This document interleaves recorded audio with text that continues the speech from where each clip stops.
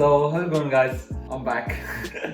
Kemarin minggu lalu gue ada kayak my final week minggu lalu kan, so I was really able to make some videos. Suara apa lah tuh? So gue bebas, long story short, so I can start making videos again.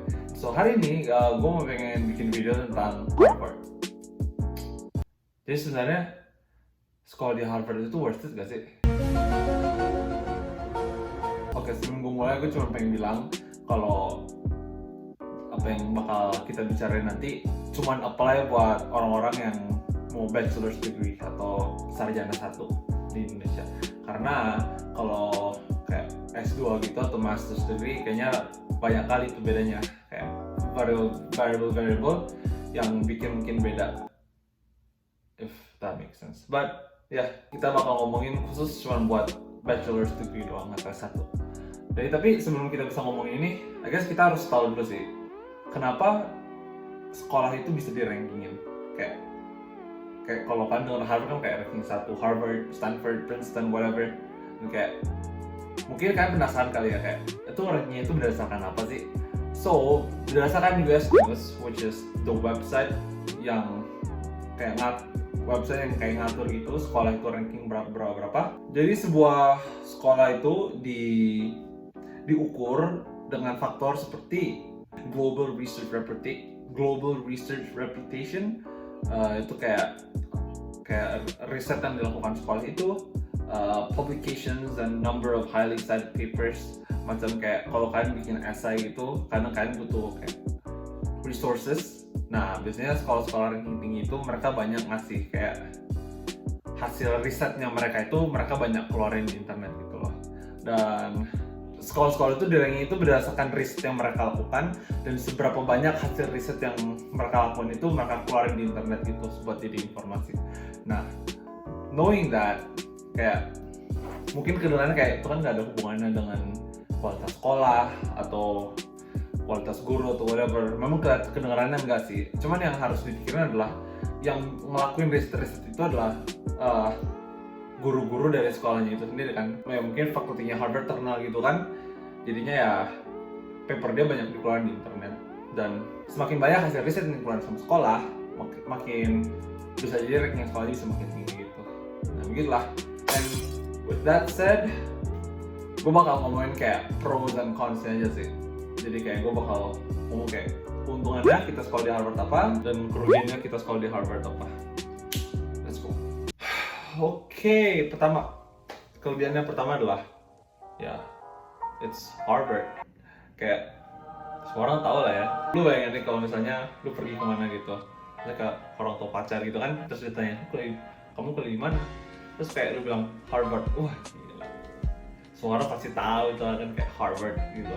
Dan kalau misalnya kayak UB, enggak, UB sekolahnya bagus juga, cuman kayak bisa dilihat kalau Harvard itu macam lebih well known aja lah. Dan buat jujur juga, orang-orang yang mungkin memang lulusan Ivy League itu they have like somewhat of a lead, karena memang sekolahnya sudah terkenal, banyak orang sukses kuliah di situ, you could say. Karena memang sekolahnya sudah terkenal, orang-orang tuh jadi kayak lebih asosiasikan mereka dengan, oh ini pasti orang pintar nih, yang kayak begitulah. And which brings me to my second point. Orang lulusan Harvard atau Ivy Leagues in general memang bakal punya keuntungan pas saat lagi nyari kerja. Kayak gue ngebayangin aja, kayak contoh tadi itu yang ketemu orang tua pacar whatever. Kayak saat sebuah employer kayak ngeliat resume kita dan kayak ngeliat, dari Harvard ini. Nah itu kayak langsung, again, kayak di pikiran mereka tuh kayak, wah ini pasti orang pintar nih, bla bla, etc. Walaupun mungkin nggak semuanya kayak gitu, cuman kayak kalau kita pikir baik-baik juga ya, kalau orang disuruh pilih pasti mereka milihnya yang sekolah di Harvard or like the Ivy League school kan, karena kayak ya. And finally kita nggak boleh lupa juga kalau Harvard sebagai sekolah yang tenar itu, mereka punya program belajar yang kelas atas juga sih. Mereka punya program belajar yang kayak bisa dibilang bagus lah. Kayak I've done a lot of research on the internet, and benar-benar mereka bisa kirim murid mereka ke luar negeri buat program studi banding, student exchange, all that. And semua itu benar-benar disupport oleh Harvard faculty yang ikut sama mereka gitu. And so literally experience yang mereka dapat sebagai murid itu udah benar-benar gak bisa ditanya lagi sih kualitasnya. Oke, sekarang kekurangannya Harvard itu mahal nih.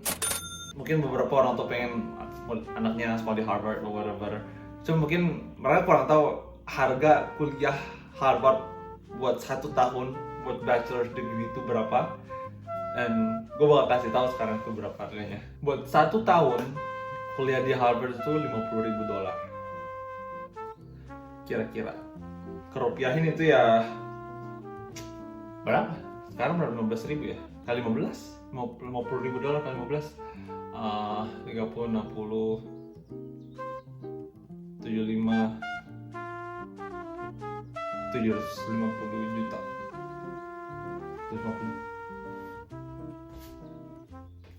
750 juta 1 tahun buat kuliah di Harvard. Belum uang makan, uang tempat tinggal, uang hidup, whatever. Kayak buat sekolah di sana tuh 750 juta 1 tahun. That's a lot of money, right? Nah, mungkin kalau murid Amerikanya itu mereka ada something called financial aid, macam kayak pinjaman dari pemerintah buat mereka bisa sekolah di situ. Tapi sebagai orang Indo, kalau orang Indonesia yang pengen sekolah di situ, kita tuh dihitungnya itu sebagai international student kan.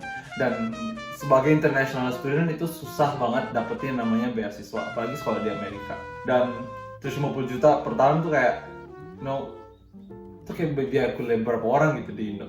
Dan it's a lot of money. Dan poin yang kedua adalah, gue sebagai orang Indo yang ke Amerika ini, gue ngeliat beberapa temen-temen gue, dan kayak gue dengar cerita dari temen-temen gue juga, kalau banyak murid Indo selesai lulus kuliah di sini di Amerika, mereka biasanya tuh langsung balik, dan kayak saat mereka dapat kerja, mereka tuh kadang ngerasa kayak they deserve more because they go to school in US gitu. Which is kind of like, I don't know about that. Kalau mungkin ada beberapa orang yang mikirnya kayak begitu, gak akan sepadan kalau kita lulus kuliah. Ya bukan Harvard doang lah. I guess any US colleges in general gak akan sepadan kalau kita abis selesai kuliah itu kita langsung kerja di Indo, agak kurang worth it gitu loh. Mungkin beberapa dari mereka memang ada plan, kayak mungkin orang tuanya ada bisnis apa atau whatever. Cuman memang susah cari kerja di sini sebagai murid internasional. Tapi yang harus dipikirkan lah, apalagi kalau kalian lulusan Harvard dan pengen balik kerja di Indo dan berharap gajinya cukup tinggi lah, itu kayak agak, walaupun mungkin mereka bisa kasih, I don't know, but kayak nggak mungkin bisa dibandingin sama kalau kita kerja di US gitu loh. So kesimpulannya apa ya? Apakah kita semua harus ke Ivy League itu? Jawabannya adalah tergantung. And let me explain. Kalau memang kalian ada kesempatan buat bisa kuliah di sana, itu nggak ada salahnya sama sekali. Just go for it. Mungkin tadi gue bilang beasiswa itu susah, tapi bukan berarti nggak mungkin. I know a friend, gue tahu teman yang dia benar-benar berjuang banget buat bisa kuliah di Amerika, and she actually did it. Dan bahkan sekarang dia lagi S2 di Cornell gitu. Jadi kalau misalnya kalian mungkin memang dapat scholarship atau mungkin orang tua kalian mampu buat support kalian dan kalian dapat itu kayak admission to like a Harvard School or Princeton, you guys should go, karena kayak gak ada yang nggak mau sekolah dengan kualitas tinggi gitu. Dan kalau kalian bisa dapetin itu, you guys deserve it. Gak ada yang salah buat orang-orang yang ingin yang terbaik buat diri mereka sendiri. But at the same time, kita kuliah di mana nggak terlalu menentukan kesuksesan kita di masa depan nanti. Itu juga as important as the previous point. Karena sejujurnya, di mata employer, at least yang di Amerika yang sudah gue riset sendiri, attending a top school in Harvard doesn't make you better than anyone. Applying a job as a Harvard grad sometimes put your foot at the door, but you still need to be good at what you're doing. Siapapun itu, sebagai lulusan Harvard, mereka tuh nggak lebih baik dari orang-orang in general. Kaki mereka bisa di depan pintu, cuman mereka tetap harus jago dalam apapun itu yang mereka mau lakuin. Dan kalian harus tahu juga, orang-orang yang memang masuk ke Harvard itu, mereka udah berjuang keras sekali, and they deserve it. Apapun itu mimpi atau tujuan yang mereka pengen capai itu, they deserve to go there because they've earned it. Cuman banyak banget variable buat kita sebagai pelajar buat bisa sukses nanti kan. And employer bukan cuma mau buat yang pintar doang, mereka pengen buat yang aktif dan kayak berorganisasi atau whatever, ada pernah pengalaman kerja, pengalaman magang, pokoknya banyak lah, and I can't really talk about this right now. Dan yang banyak membedain adalah it just so happen that sekolah-sekolah yang kelas tinggi itu kayak Harvard atau Stanford itu mereka punya banyak banget aktivitas di dalam sekolahnya itu yang bisa bikin murid di dalamnya itu aktif. Mereka itu memang punya semangat juang buat belajar yang tinggi gitu, and people like that. Tapi itu nggak harus di Harvard gitu, bisa di sekolah lain kayak apalah, Binus, UPH, Prasmul. Dan buat nutupin itu semua, intinya kita sebagai murid harus proaktif sih. Begitu banyak orang protes katanya kayak, wah punya gelar kuliah itu nggak gitu nolong apa-apa, kayak it doesn't really do anything, whatnot. Tapi itu semuanya tergantung pada diri kita sendiri sih. Apakah kita kayak proaktif itu sebagai murid, apakah kita mau kenal orang, cari tahu, whatever, semuanya itu. Dan itu semuanya berawal dari kita. Jadi menurut kalian gimana? Worth it gak sih kalau di Harvard? Please let me know in the comments below. And that's kind of it from me today. Thank you very much for watching. Please like the video, share it if you love it, and I'll see you guys next week. Bye bye.